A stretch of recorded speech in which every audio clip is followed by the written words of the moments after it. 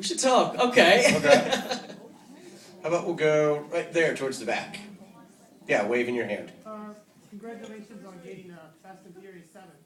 Oh, thanks, man. Thank you. Did you make 8, 9, 10, and 11, and 12 too? All right. You guys are smart All asses the way tonight. in the back row. Oh, congratulations. Great job because money's making movies. So. Thanks. I was just wondering if there's any alternate endings or deleted stuff we'll see later now that we've seen it.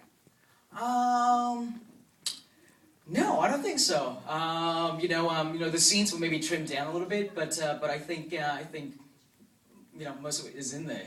I can't quite remember actually, to be honest. I don't think I left anything out in a big way. Although you were saying that a lot of the things that we saw on screen, I mean, you stuck very close to the case files and the story of what happened. Right. Yeah. I mean, for a lot of the scares, I tried to be inspired by by what I by the stuff that I heard from the Warrens, and so and what the parents went through as well. They influenced the way I kind of shaped some of the scenes, but nothing was left out, so to speak. Right here. For me, fear was all the more imminent because nobody died. And I'm wondering if you could describe your approach to horror without killing, death, or gore. Sorry, what do you mean? I just mean none of our main characters were killed. Right. And because of that, I was always anticipating some sort of death to happen. Right. And I'm wondering if you could describe maybe why there was no death, or your approach to horror without killing, or without Right. any big gore sequence. Well, no, I mean, no one died because that's the story. No one actually died. The family lived on. I didn't want to kill someone just for the sake of killing them for the film. No, the family lived on. They, believe it or not, they lived in that house for 9 years before that stuff happened. And you know how people say, oh man, scary stuff happened, you have to get the hell out of there. They didn't. They lived in there for 9 years. But the one family member that did die was their dog. And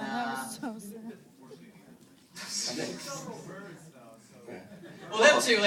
I don't like animals. No. I'm kidding. One thing, spinning off kind of what he's saying though, this is a film, it has kind of a very classic sense. Sort of a throwback to a different era of horror films. One that has a bit more restraint and doesn't rely on gore and CGI so much. Yeah, no, definitely. I mean, that was definitely the influence, the inspiration here was, I really wanted to make a movie that kind of harked back to the period of filmmaking, that sort of 70s style, that old school style of haunted house ghost stories. And I think what attracted me to the project as well, attracted me to the script, which, by the way, fantastic script written by the Hayes brothers, Chad and Carrie Hayes. Those guys,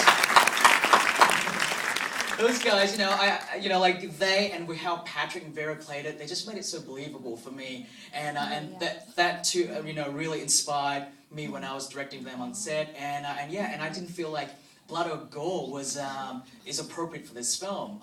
If anything, it's very little. I was attracted to the project too, that no one died for that reason too. I'm like, I don't really want to make horror movies where, if you can make an effective, scary movie without killing anyone, that to me is a much harder challenge to try and pull off. So.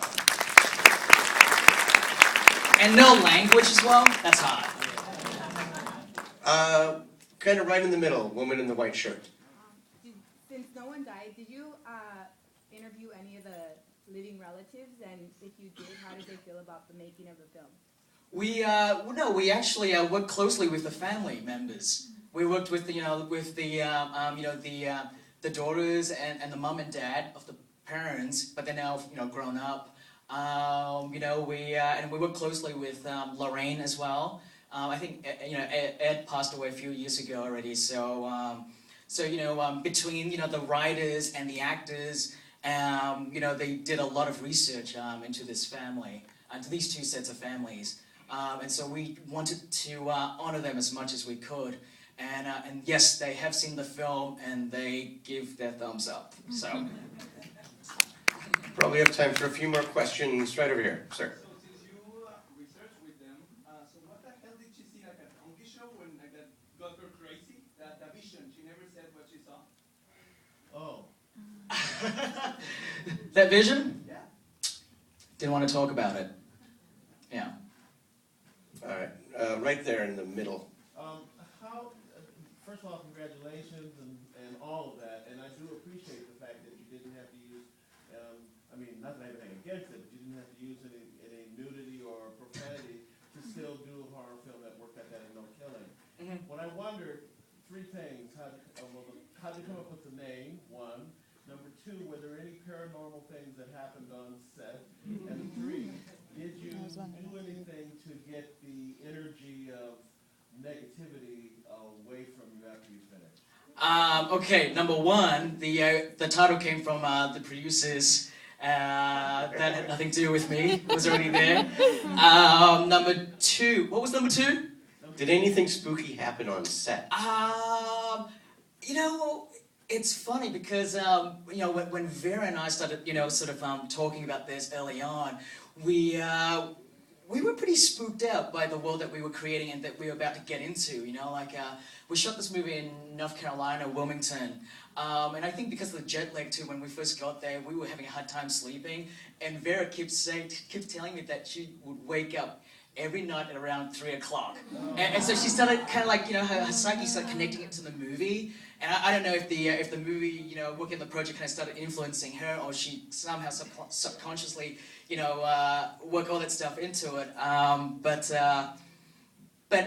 it didn't actually, there wasn't anything kind of creepy per se, except during the week that we shot in the soundstage, we shot in the very soundstage where Brendan Lee was killed on The Crow, and that was his anniversary. So it was kind of, you know, it was kind of like, it was kind of sad at the same time because I'm such a big fan of The Crow.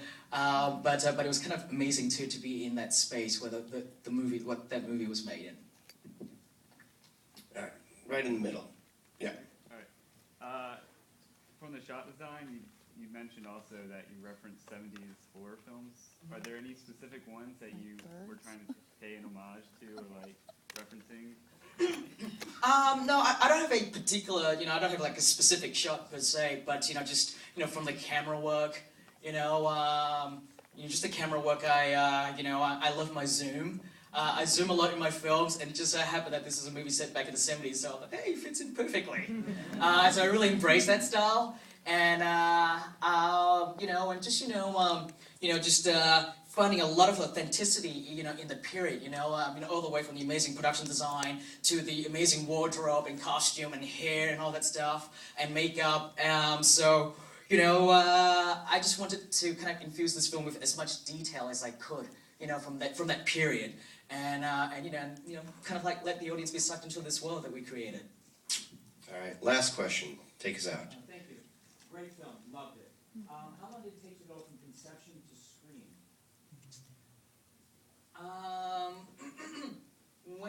When I came on board, the movie has already been conceived for a while now.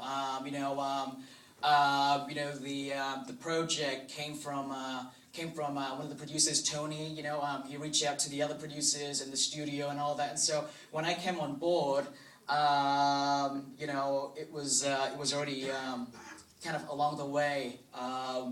But you know, it was just one of those things. You know, I was coming off of Insidious, and they were looking for a director to you know, to take over this film. And I've been such a big fan of the Warrens for a long time. You know, I've been following their life stories and all that, and I was like, yeah, this is something that I would definitely be interested in when it was brought to my attention. So it was pretty straightforward. Well, it worked out great. I mean, thank you so Guys, much thank you so being much here. for coming. Hope you enjoyed it. Bye-bye.